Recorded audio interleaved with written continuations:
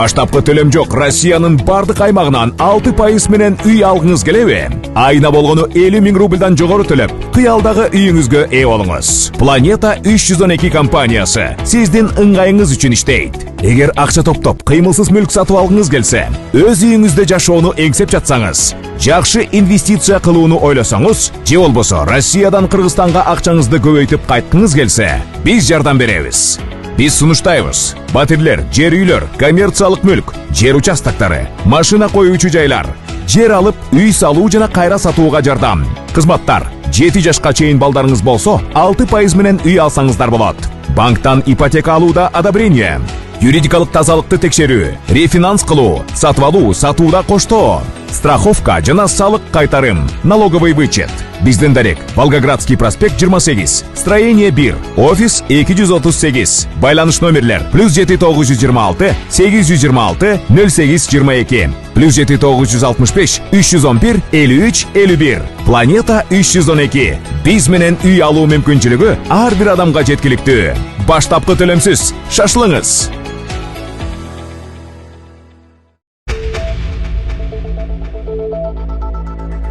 УКМК куралдуу кагылыштар учурунда интернетти өчүрүүнү сунуштоодо.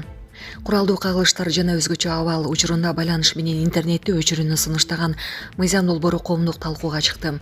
Улуттук коопсуздук мамлекеттик комитети иштеп чыккан документ кылмыш жаза кодексине, ыкча миликтөө ишмердиги жөнүндө мыйзамга, контур чалгындоо иши жөнүндө мыйзамга, лицензиялык уруксат берүү тутуму жөнүндө мыйзамга өзгөртүүлөрдү киргизүүнү сунуштайт. Ошондой эле бир катар эрежелер өлкөнүн жаңы санарип кодексине ылайыкташтырылмакчы.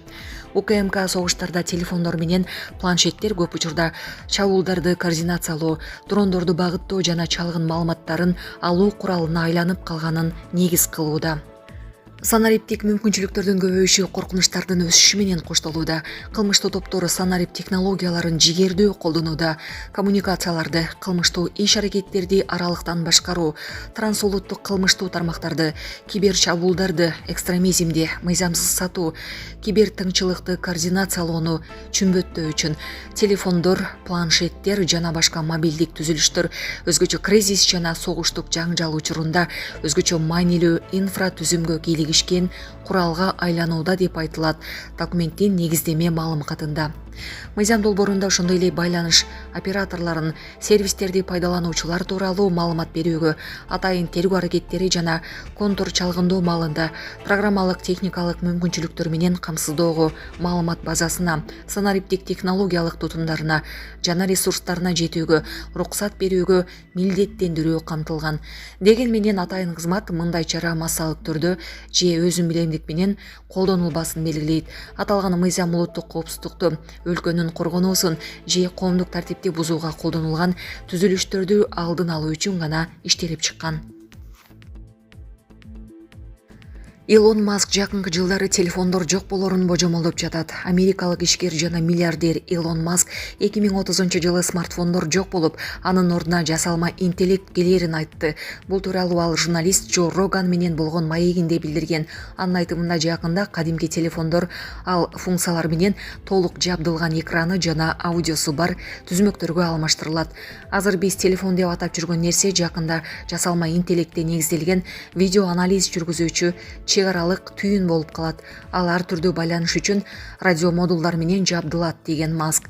Маск ошондой эле жасалма интеллект колдонуучунун каалоолорун алдын ала билүү мүмкүнчүлүгүнө да ээ боло турганын кошумчалаган.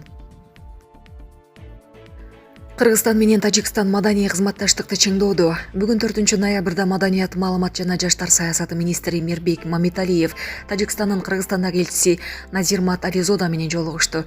Бул тууралуу маданият министрлигинен билдиришти. Жолугушууда тараптар маданий жана гуманитардык байланыштарды чыңдоо маселелерин талкуулашып, кыргыз-тажик мамилелери терең тарыхый негизге ээ болуп, жалпы баалуулуктарга жана салттарга таянарын белгилешти. Министр Мирбек Мамиталиев 2025-жылдын июль айында өткөн Кыргызстан маданият күндөрүн жогорку деңгээлде уюштурган үчүн тажик тарапка ыраазычылык билдирип, 2026-жылы Кыргызстанда өтө турган Тажикстан маданият күндөрүн өткөрүүгө көмөк көрсөтүүгө даяр экенин белгиледи. Өз кезегинде элчи Назирмат Ализода кыргыз тарапка маданий жана жаштар багытындагы кызматташтыкты өнүктүрүүдөгү активдүүлүк үчүн ыраазычылык билдирип, Тажикстан биргелешкен маданий жана жаштар долбоорлорун ишке ашырууга даяр экенин белгиледи. Жолугушуунун жыйынтыгында тараптар эки элдин ортосундагы өнөктөштүктү мындан арыда бекемдөөгө жана маданий диалогду өнүктүрүүгө кызыктар экенин тастыкташты.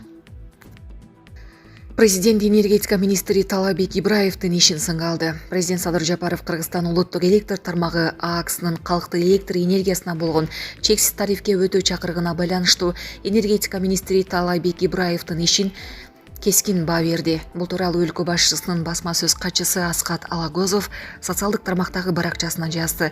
Мамлекет башчысы электр энергиясынын тартыштыгы шартында мындай демилгелерге жол берилбестигин жана алар коомду социалдык бөлүнүүгө алып келиши мүмкүн экенин белгиледи. Президент Жапаров бул тарифти колдонууну тез арада токтотууну жана кылмыш мезгилинде жарандарга электр энергиясынын адилеттүү жана бирдей жеткиликтүүлүгүн камсыз кылуу боюнча толук чараларды көрүүнү тапшырды. Өлкөдө аскер кызматчыларынын статусу жөнүндө мыйзамга өзгөртүүлөр киргизилди. Тиешелүү документке президент Садыр Жапаров бүгүн 4 ноябрда кол койду. Мыйзам ушул жылдын 24 сентябрында жогорку кеңеш тарабынан кабыл алынган. Мыйзамдын максаты аскердик медициналык кызматкерлердин квалификациясын жана алардын заманбап медициналык жабдуулар менен иштөө көндүмдөрүн жогорулатуу болуп саналат. Эми айрым учурларда аскер кызматчыларына тышкары аскер бөлүгүнүн командири тарабынан жекече тартипте квалификацияны жогорулатуу, тажрыйба алмашуу максатында мамлекеттик жана муниципалдык саламаттык сактоо уюмдарында медициналык ишке байланышкан ишти айкалыштырууга уруксат берилет деп айтылат документте. Булак Суперкежи.